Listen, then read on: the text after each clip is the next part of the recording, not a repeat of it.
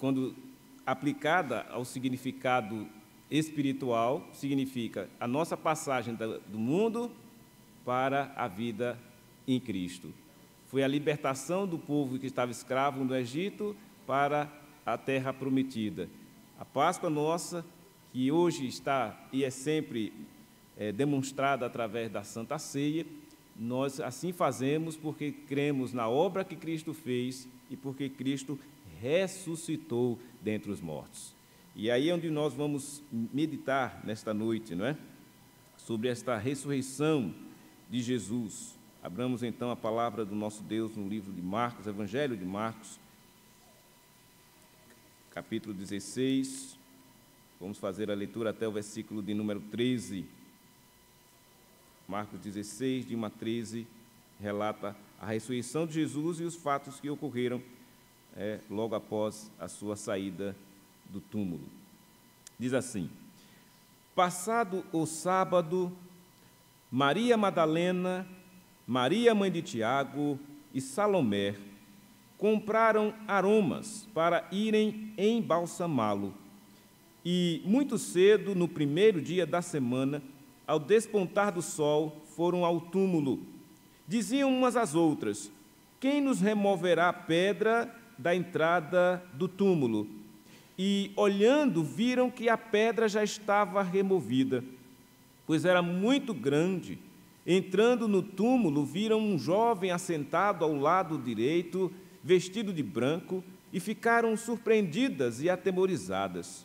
Ele, porém, lhes disse: não vos atemorizeis, buscais a Jesus, o Nazareno, que foi crucificado. Ele ressuscitou, não está mais aqui. Vede o lugar onde o tinham posto. Mas ide, dizei aos seus discípulos e a Pedro que ele vai adiante de vós para a Galiléia, lá o vereis, como ele vos disse. E, saindo elas, fugiram do sepulcro, porque estavam possuídas de temor e de assombro, e de medo nada disseram a ninguém. Havendo ele ressuscitado de manhã cedo, no primeiro dia da semana, apareceu primeiro a Maria Madalena, da qual expelira 7 demônios. E, partindo ela, foi anunciá-lo àqueles que, tendo sido companheiros de Jesus, se achavam tristes e choravam. Estes, ouvindo que ele vivia e que fora visto por ela, não acreditaram.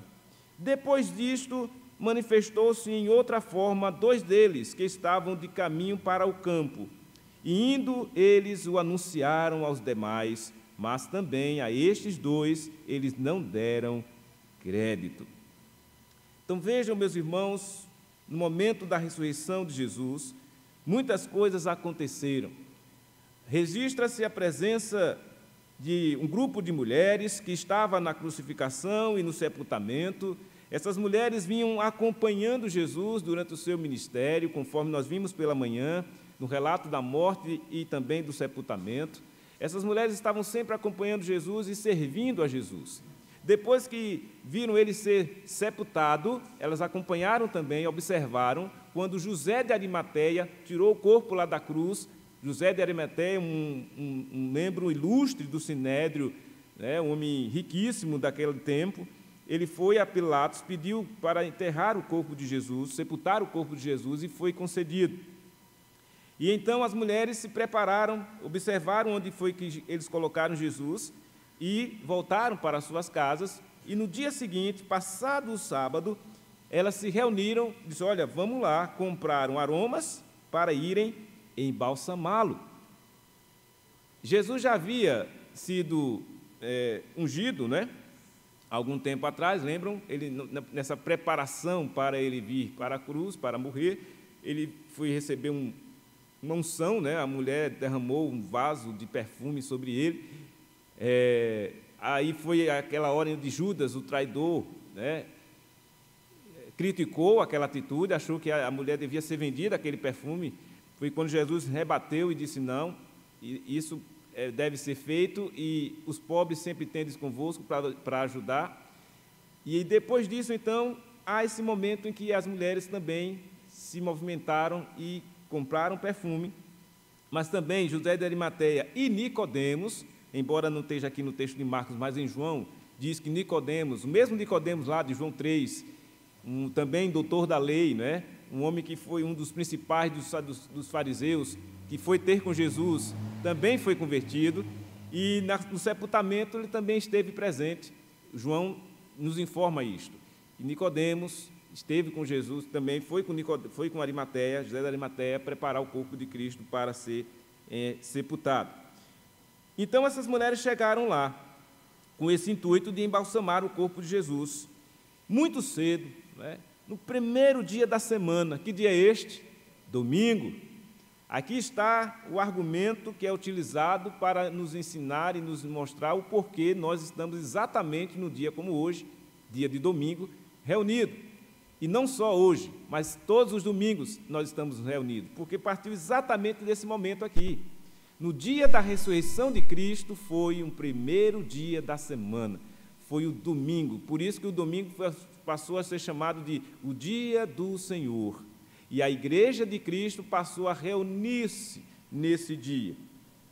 E então, logo cedo no dia do Senhor, no primeiro dia da semana, ao despontar do sol, as mulheres se dirigiram ao túmulo e diziam umas às outras, iam lá preocupadas: como é que nós vamos mover aquela pedra?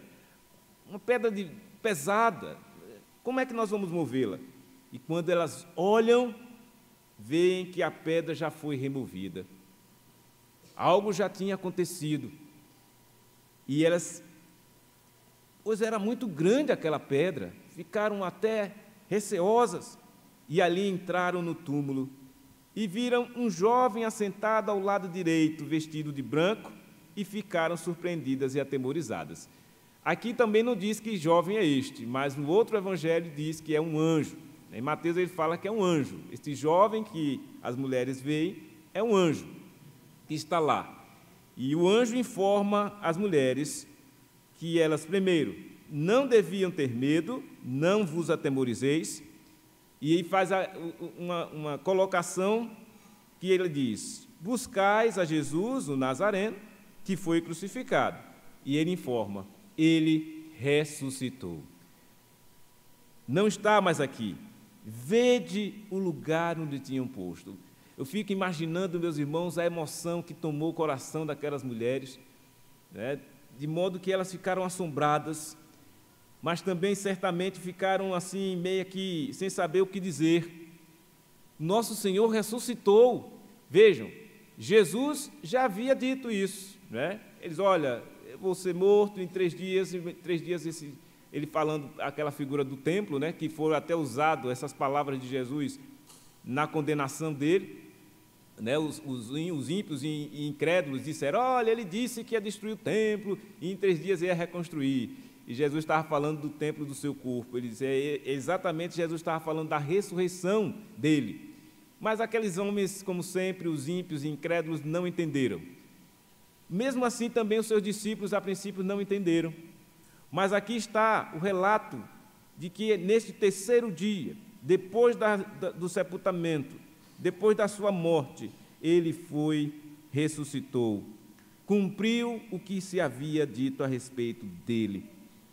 E aí ele manda que aquelas mulheres comecem a testemunhar: ide, dizei a seus discípulos e a Pedro que ele vai adiante de vós para a Galileia, lá o vereis, como ele vos disse. Ele já tinha dito, era só cumprir, era só continuar atentando para o que Jesus disse. E aí elas saíram, fugiram do sepulcro, possuídas de temor, de assombro, de medo, e ainda não fizeram o que o anjo mandou fazer, não disseram a ninguém, ficaram quietas, né? Assombradas e quietas. Havendo ele, então, ressuscitado de manhã, cedo, no primeiro dia da semana, ele apareceu primeiro a Maria Madalena. Quem foi Maria Madalena? Segundo Marcos, foi uma mulher que Jesus expeliu 7 demônios. Alguém que foi alcançado pela graça de Deus, uma mulher que foi alcançada pela libertação do Senhor na sua vida e se libertou de 7 demônios. E depois que ela foi liberta de 7 demônios, ela se tornou uma fiel ser serva de Deus. Uma mulher que esteja ali, servindo a Jesus, o acompanhando no ministério e também na hora da sua morte e na sua ressurreição. Teve ela esse privilégio de ser a primeira pessoa em quem Jesus apareceu, a Maria Madalena. E aí, quando ela partiu, e quando viu Jesus, não é? Ela partiu e foi anunciá-lo àqueles que, tendo sido companheiros de Jesus, se achavam tristes e choravam. Enquanto os discípulos ali de Jesus estavam tristes, chorosos, e não era para menos, né? O Senhor havia morrido, mesmo com todo o ensino que Jesus já havia dado, mesmo com as instruções que Jesus já tinha deixado, percebam como é a natureza humana. Os homens e discípulos estavam tristes e choravam. Isso por quê? Porque é da natureza humana.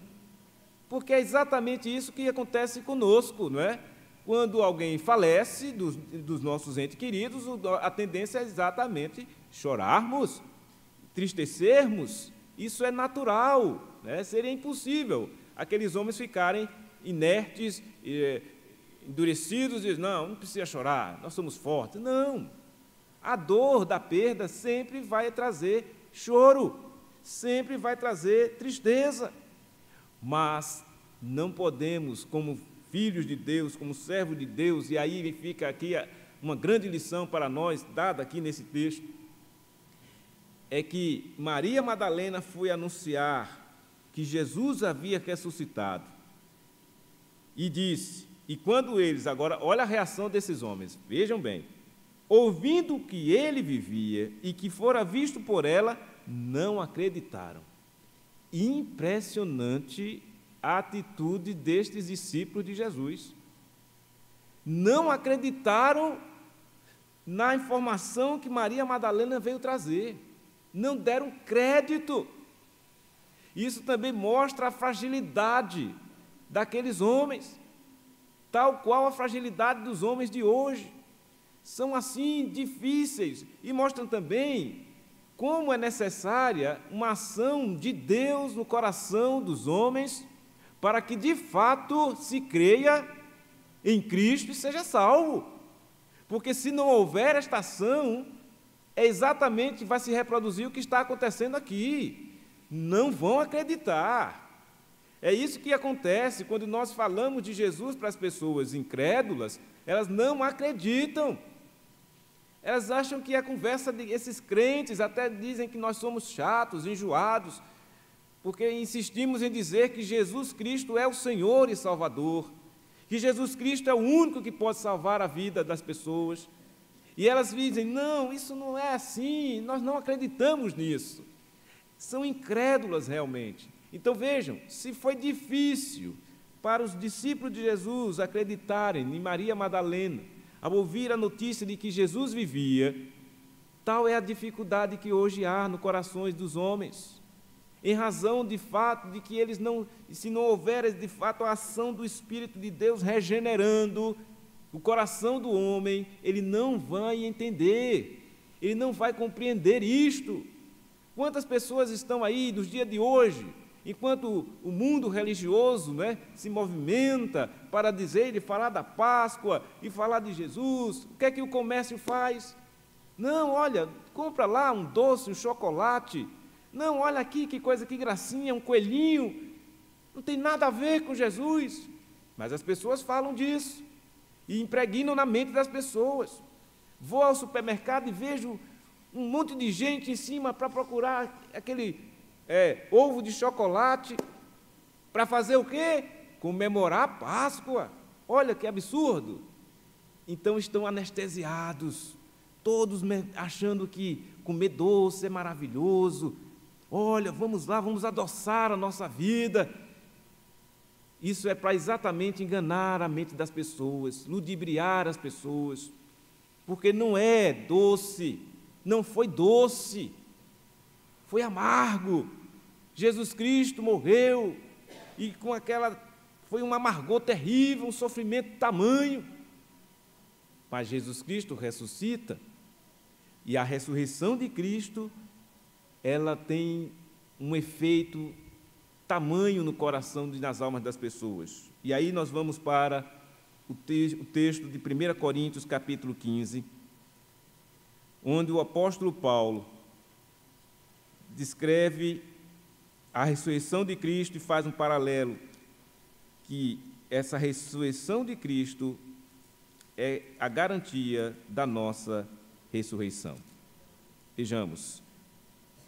1 Coríntios, capítulo 15, diz assim: a ressurreição de Cristo é penhor da nossa ressurreição. Para quem não sabe o que é penhor, eu vou explicar. É garantia. Por exemplo, se você existe uma modalidade que chama-se de penhora. O que é a penhora? Você tem uma joia e vai num banco e diz: olha, eu quero penhorar a minha joia. Aí você entrega a sua joia e o banco lhe dá um valor, ele avalia quanto vale a sua joia e diz: olha aqui, você recebe o valor que vale a sua joia e deixa lá no banco a sua joia. Isso é penhorar. O que significa isso? A sua joia é a garantia ao banco de que você vai resgatá-la se você devolver aquele dinheiro que você pegou lá no banco. Então, essa é a garantia.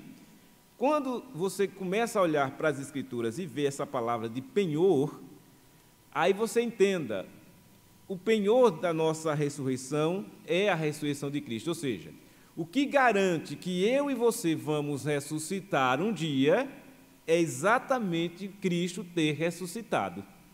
Se Cristo não tivesse ressuscitado, nenhum de nós teríamos a garantia de que seríamos ressuscitados também. Entenderam? Vamos ver então como é que a palavra de Deus nos mostra essa maravilhosa bênção do Senhor, que é a ressurreição que está garantida a cada um de nós. Ele diz assim, Paulo, escrevendo aos Coríntios: irmãos, venho lembrar-vos o evangelho que vos anunciei, o qual recebestes e no qual ainda perseverais. Por ele também sois salvos, se retiverdes a palavra tal como vô-la preguei, a menos que tenhais crido em vão. Antes de tudo, vos entreguei o que também recebi, que Cristo morreu pelos nossos pecados, segundo as Escrituras, e que foi sepultado e ressuscitou ao terceiro dia, segundo as Escrituras, e apareceu a Cefas e depois aos 12. Depois foi visto por mais de 500 irmãos de uma só vez, dos quais a maioria sobrevive até agora, porém alguns já dormem. Depois foi visto por Tiago, mais tarde por todos os apóstolos. E afinal, depois de todos, foi visto também por mim, como por um nascido fora de tempo. Porque eu sou o menor dos apóstolos, que mesmo não sou digno de ser chamado apóstolo, pois perseguir a igreja de Deus. Mas, pela graça de Deus, sou o que sou. E a sua graça, que me foi concedida, não se tornou vã. Antes, trabalhei muito mais do que todos eles, todavia, não eu, mas a graça de Deus comigo. Portanto, seja eu ou sejam eles, assim pregamos e assim crestes. Ora, se é corrente pregar-se que Cristo ressuscitou dentre os mortos, como, pois, afirmam alguns dentre vós que não há ressurreição de mortos? E se não há ressurreição de mortos, então Cristo não ressuscitou. E se Cristo não ressuscitou, é vã a nossa pregação e vã a vossa fé. E somos tidos por falsas testemunhas de Deus, porque temos asseverado contra Deus que Ele ressuscitou a Cristo, ao qual Ele não ressuscitou, se é certo que os mortos não ressuscitam. Porque se os mortos não ressuscitam, também Cristo não ressuscitou. E se Cristo não ressuscitou, é vã a vossa fé, e ainda permaneceis nos vossos pecados. E ainda mais, os que dormiram em Cristo pereceram. Se a nossa esperança em Cristo se limita apenas a esta vida, somos os mais infelizes de todos os homens. Então, o que é que aconteceu aqui em Corinto? Havia pessoas questionando a doutrina da ressurreição dos mortos, achando que os mortos não ressuscitam. É que nesse tempo da igreja primitiva, havia um grupo de pessoas religiosas que não acreditavam na ressurreição. Nos tempos de Jesus também existiam os saduceus e os fariseus. Os saduceus não acreditavam na ressurreição e os fariseus acreditavam na ressurreição. Vejam, dois grupos religiosos. Assim como existem vários grupos religiosos hoje em dia que também não creem, em Cristo, como nós cremos, que não creem nas palavras de Deus, nas sãs doutrinas de Deus, mas se dizem religiosos, pertencem a uma religião. Mas vejam, por isso que eu sempre já enfatizei aqui várias vezes, o que estamos a pregar é o Evangelho, não é religião. Religião por religião não salva ninguém. Quem salva é Cristo. Quem fez a obra necessária para que eu e você pudéssemos estar aqui hoje, para que pudéssemos crer naquilo que foi realizado na cruz, para que possamos crer na ressurreição dos mortos, foi Jesus quem fez esta obra. E a garantia de que, de fato, vamos ressuscitar quando morrermos, a garantia que também vamos ver aqueles que já morreram ressuscitarem, nossos entes queridos, todos serão ressuscitados. Como é que sabemos disso? Por causa de que Cristo ressuscitou. Então, se alguém afirmar que os mortos não ressuscitam, essa afirmação é muito grave.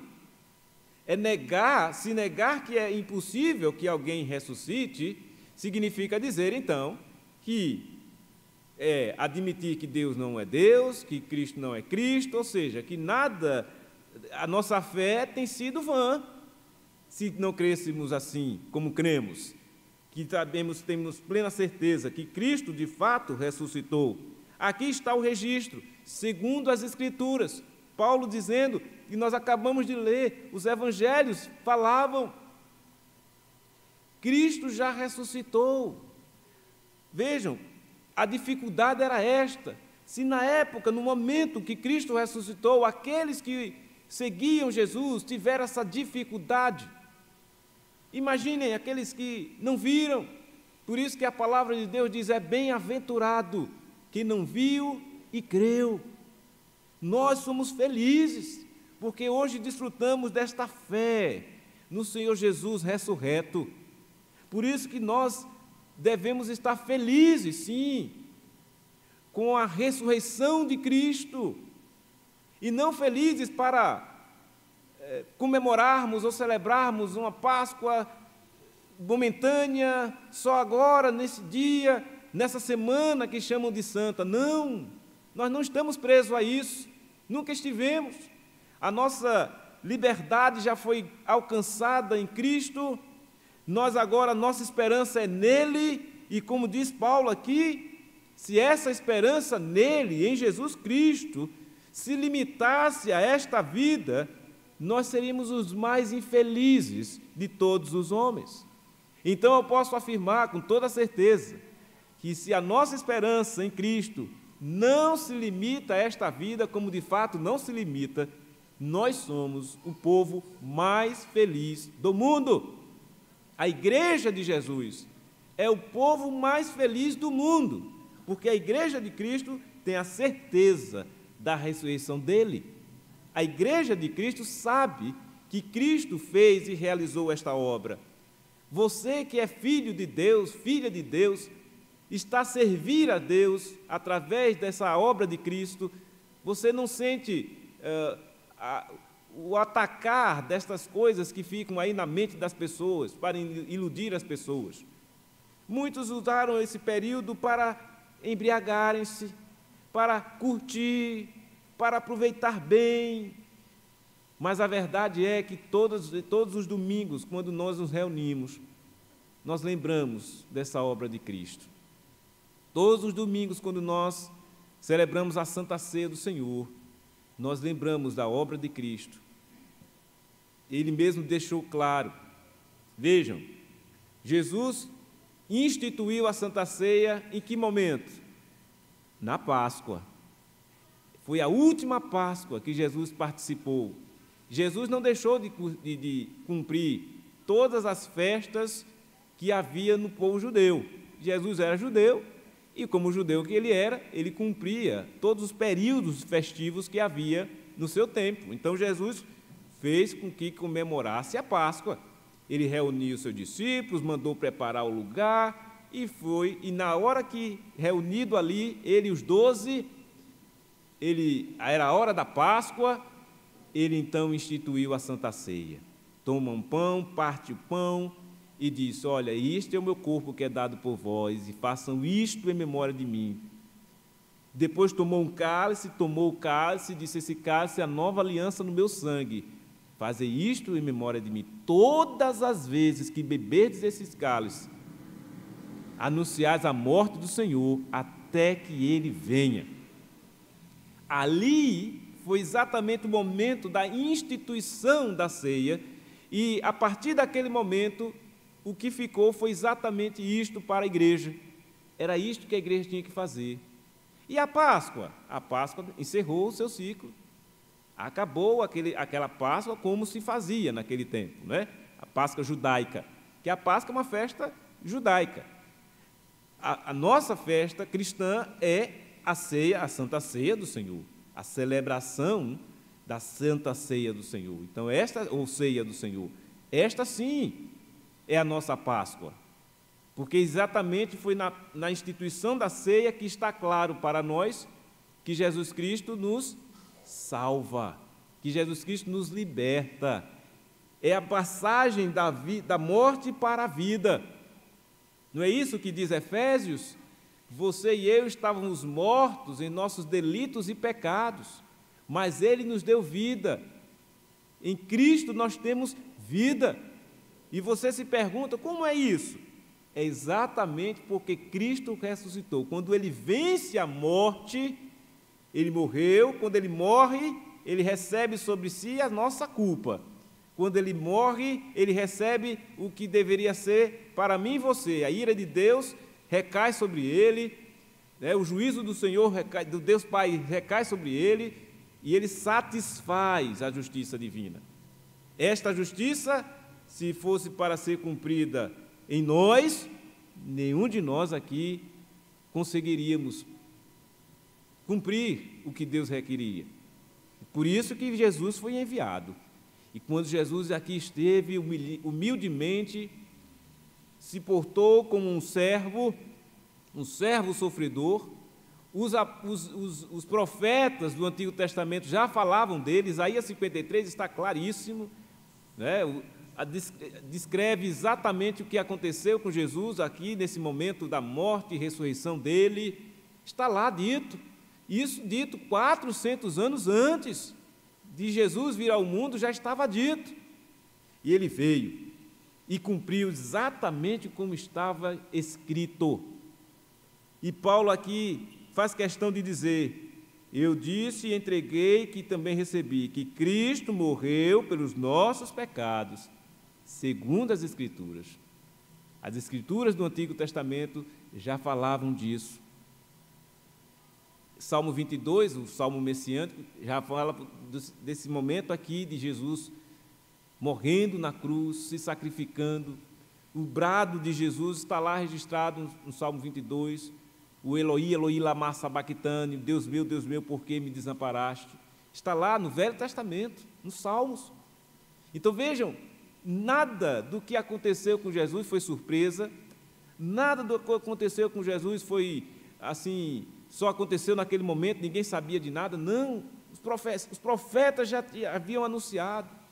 Segundo as Escrituras, se cumpriu exatamente o que Jesus veio fazer. E Paulo aqui deixa claro: Cristo morreu para quê? Pelos nossos pecados. Quando Jesus nasceu, o anjo disse: ponha o nome dele de Jesus, porque ele salvará o seu povo dos pecados dele. Então, todo o processo que aconteceu se cumpriu perfeitamente. E é isso que nos dá alegria, É isso que nos dá esperança. O crente não pode viver desanimado, por mais difícil que esteja a sua vida, diante dessa condição que você tem de ser filho de Deus, de ter sido alcançado pela graça, de ser agora um servo ou uma serva do Senhor. É para você saber enfrentar os problemas. Jesus também deixou claro em João 16:33, ele disse: no mundo tereis aflições, mas tende bom ânimo. Por quê? Porque eu venci o mundo. Ele venceu. E quando foi que Jesus venceu? Quando ele cumpriu a sua missão. Ele demonstrou a vitória. Aqui mesmo, na hora que ele ressuscita, ele venceu a morte. E lá em Romanos ele vai dizer: onde está a morte, né, a sua vitória? Onde está a morte, o seu galardão? Foi destruído, porque Jesus Cristo venceu. E a vitória de Cristo é a sua vitória, a minha vitória. Por isso que lá em Apocalipse ele vai dizer: nós somos mais do que vencedores, por meio daquele que nos amou. Quem foi que nos amou? Jesus. Ele nos amou. E Deus Pai nos amou de tal maneira que deu o seu Filho. Então Jesus demonstrou o seu amor pelo seu povo. Jesus demonstrou toda a generosidade dele, a graciosidade, a bondade, a misericórdia. E todas essas coisas em Jesus nós vemos. Por isso que podemos e devemos ter esperança só em Jesus. A nossa esperança não pode, meus irmãos, conforme disse Paulo aqui, se limitar apenas a esta vida. Não pode. Eu não posso me perder e dizer assim: eu estava esperando, mas Jesus demorou, eu desisti de esperar em Jesus, eu vou fazer outra coisa. Não é assim. A sua esperança tem que ser mantida em Cristo. A minha esperança é em Cristo. Somente Cristo e mais nada, nem ninguém. Porque Ele cumpriu, Ele recebeu sobre si os nossos pecados. Ele foi sepultado, mas Ele ressuscitou ao terceiro dia. Ele não ficou lá prostrado. Jesus não foi uma vítima da sociedade, não. Jesus foi o Rei dos reis e Senhor dos senhores que veio ao mundo, Deus que se fez homem e habitou entre nós. Mas esse habitar de Jesus, como nós sabemos, não foi um habitar fraquinho, um habitar... Não, Ele habitou como nós, como um unigênito do Pai, o glorioso Senhor Jesus, com autoridade divina. Toda a autoridade foi dada a Jesus, e Ele deixou claro isso, até mesmo na hora do seu julgamento. Pilatos ficou ali, tremendo diante de Jesus.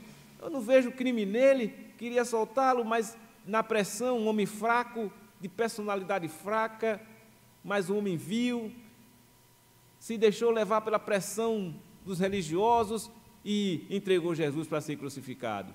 Mesmo sabendo que Jesus nada tinha para ser crucificado, mas ele não podia também fazer nada, ele não podia impedir a obra que Jesus veio fazer. Jesus se entregou, e se entregou para morrer em nosso lugar, pelos nossos pecados. Por isso, meus irmãos, se Jesus Cristo sim morreu pelos nossos pecados, entendam agora a profundidade desta afirmação. Ora, se Cristo morreu, todo esse sofrimento que nós já vimos relatados aqui, para que você pudesse ser salvo dos seus pecados, não é concebível que alguém que foi salvo dos seus pecados... desculpa, irmãos, um mosquito entrou na minha boca. Perigo, hein? Perigoso. Então vejam, que perigo é você desconsiderar essa realidade. Ora, se Jesus Cristo veio ao mundo e deu a sua vida por nós, como nós podemos desmerecer esta obra? Como é que a gente pode viver uma vida que vai exatamente de encontro a tudo isso que Jesus fez? Como poderia nós vivermos uma incredulidade, por exemplo, de achar que não foi bem assim, não é tanto assim. Será que foi tudo isso mesmo? Foi. Jesus deu a sua vida por nós. Vejam, o Deus que se fez homem. Jesus morreu pelos nossos pecados. Isto custou caríssimo. O sangue de Cristo derramado na cruz, para nos lavar de todo o pecado. Por isso que você entenda agora o porquê você pode confessar o seu pecado. Em Cristo, porque você foi perdoado. Em Cristo. Aí você pode confessar. Agora não há mais nenhuma condenação, porque Jesus Cristo garante a sua salvação. Você não está mais perdido neste mundo. Então, o crente não é aquela pessoa que fica assim: olha, eu estou vivendo aqui, mas não sei o que vai ser de mim. Eu não sei o que vai ser da minha vida. Eu não sei. Como não? Todo crente sabe o que vai ser da sua vida. A sua vida tem que ser a vida de esperança, porque você sabe que quando findar o labor desta vida, você estará na glória eterna com Cristo. Jesus disse que quando Ele voltar, Ele virá exatamente para receber a nós, para Ele. Ele, na despedida dele, lá em João 14, disse: olha, eu vou voltar para o Pai, mas eu vou preparar lugar, e onde eu estiver, eu vou voltar para buscar vocês, para que onde eu estiver, estejais vós também. Olha que palavra confortadora. Então, se nós, como cristãos, não vivermos uma esperança maravilhosa diante dessa condição, o que é que nós seríamos os mais infelizes, como diz Paulo aqui, se não houver em nós essa esperança maravilhosa em Jesus? É infelicidade. Daí sim pode até alguém dizer: eu sou crente, mas sou uma pessoa infeliz. Talvez por não entender tudo o que Jesus fez por você. Ou talvez porque precise passar ainda por uma situação que é bem conhecida de todos os que são já crentes em Jesus: a verdadeira conversão. Porque existe um grupo de pessoas que, infelizmente, segundo a parábola do semeador, vai receber a palavra com alegria, mas essas pessoas não vão crer em Jesus. Elas vão entender que, olha, é bom, é muito bom ser crente, olha como é bom louvar a Deus, olha como é bom ir para a igreja. Mas Jesus disse, está lá na parábola, que essas pessoas, devido aos cuidados deste mundo, à fascinação deste mundo, elas não conseguem frutificar. Outras vão estar ali, enquanto está no meio da igreja, está tudo bom, maravilhoso, mas aí vem a perseguição, começa uma perseguição, a pessoa abandona. Não, eu não quero ser perseguido. Então, esse grupo de pessoas, que infelizmente existe, essas pessoas não são as verdadeiras convertidas. O convertido é aquele último solo lá, é aquele coração e aquele crente que recebeu a palavra e, por ser convertido, ele frutifica. E essa frutificação fica evidente no seu dia a dia, no seu viver, em família, na igreja, no trabalho, onde quer que ele vá. Então, essa frutificação do crente é resultado da verdadeira conversão, do crente que realmente entende que a obra que Cristo fez não é meramente uma história contada nas páginas da Bíblia, mas é uma realidade para ele. A obra de Cristo por nós, irmãos, é uma realidade. E aqui eu quero pontuar isso deixar isso bem claro. Para o cristão, nós não nos limitamos a falar nem da morte, nem da ressurreição de Cristo, nem da Páscoa, em um período do tempo do ano, não. Só o fato de você ser servo de Deus, ser um cristão, nascido de novo, isso já resulta em um testemunho de vida contínuo. Então, continuamente você tem que estar testemunhando desta obra de Cristo, da ressurreição de Cristo, da morte de Cristo, né? Continuadamente. Então, nós temos que desmistificar isso. Não podemos jamais, como cristãos que somos, nos limitar a ficar apenas resumindo, olha, chegou a Semana Santa, vamos agora falar de Jesus? Não! Nós falamos de Jesus o ano inteiro, de domingo a domingo, todos os dias, se preciso for, na oportunidade que tiver para pregar o Evangelho, para dizer às pessoas de Cristo a esperança da glória, todos os dias. Essa é a vida da igreja, é a evangelização, é o testemunho de vida. Isso é importante entender, para que a gente não fique sempre indo na onda do momento. Ou agora, isso sim, agora vamos nos santificar mais. Olha, essa sim é a Semana Santa. A gente sabe que isso não funciona. Não funciona porque quem criou essa tradição nem segue mais. As pessoas que estão aí, religiosas, gostam da tradição e tal, e enfatizam nesse... Mas passou esse período, é mesmo que nada, não faz sentido para as pessoas. Para nós, não. Para nós, domingo que vem, faz o mesmo sentido que esse domingo de hoje.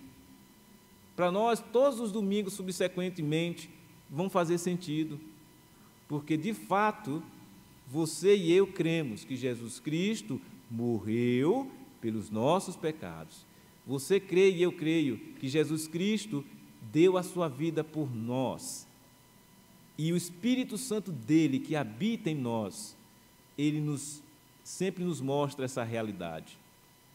Você não está aqui à toa. Você não veio aqui passear. Você veio aqui adorar a Deus. Você veio louvar a Deus. Você veio cultuar a Deus. Você veio ouvir a palavra de Deus. E isso faz toda a diferença.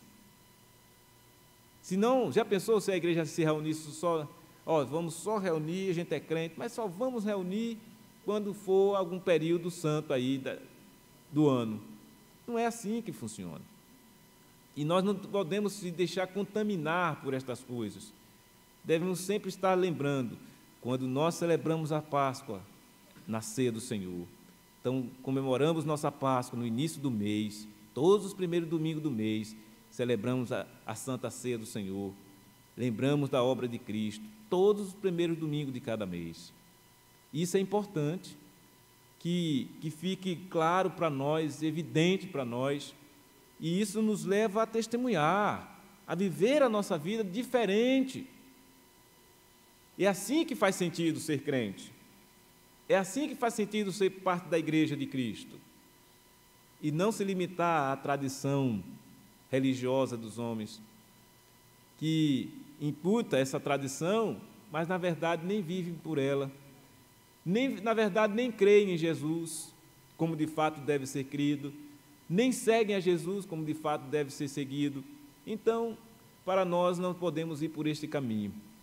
O caminho nosso é o caminho que a gente tem sempre trilhado aqui. Viver a vida para servir a Deus em Cristo Jesus, que sabemos que Ele já fez a obra por nós. Se você já tem essa fé em Jesus, alimente-a, fortaleça a cada dia. Se não tem, creia que este é o caminho. Só este é o caminho, a verdade e a vida. Só Jesus. O mesmo Jesus que as pessoas só falam aí da morte e da sua ressurreição, mas é o mesmo Jesus que está presente aqui, espiritualmente, nesse exato momento. É o Jesus que está recebendo a nossa adoração que prestamos a Ele. Porque Jesus é onde está hoje, à direita de Deus Pai, onde há de vir para julgar vivos e mortos. Então, o nosso Jesus vive. E como nós cantamos costumeiramente, porque Ele vive, eu posso crer no amanhã. Porque Ele vive, eu posso crer no amanhã. Essa é a realidade, irmãos. Nós podemos crer que amanhã estaremos na presença do Senhor. Podemos crer que quando daqui partirmos, estaremos com Cristo na eternidade. Podemos crer que que a nossa vida não se limita, a nossa esperança não se limita a este mundo. Não, a nossa esperança é um dia morar com Jesus na eternidade, no lugar que Ele foi preparar para mim e você. Essa é a nossa alegria, isso que nos move, e devemos servir a Cristo, não com interesse nas coisas que Ele já prometeu, mas servir com alegria, com disposição, na simplicidade do Evangelho, sabendo que estas coisas fazem bem para a nossa alma. E isso é muito importante para quebrar toda e qualquer soberba humana, arrogância do homem, porque tem homens que acham que ele é que decide, que ele é quem faz, e que ele vai fazer acontecer, coisa nenhuma. Quem faz e acontece é Deus. Quem determina é Deus. Quem decretou foi Deus. Quem entregou o seu Filho para ser morto na cruz por nós foi Deus, o Pai. Então, tudo é dele e tudo vai para Ele. E cabe a nós fazer o quê?